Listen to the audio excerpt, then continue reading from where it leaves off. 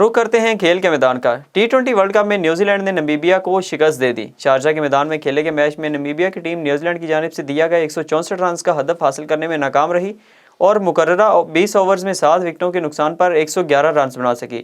Namibia की जानिब से माइकल वैन 25 और स्टीफन हार्ड 21 रन बनाकर नुमाया रहे।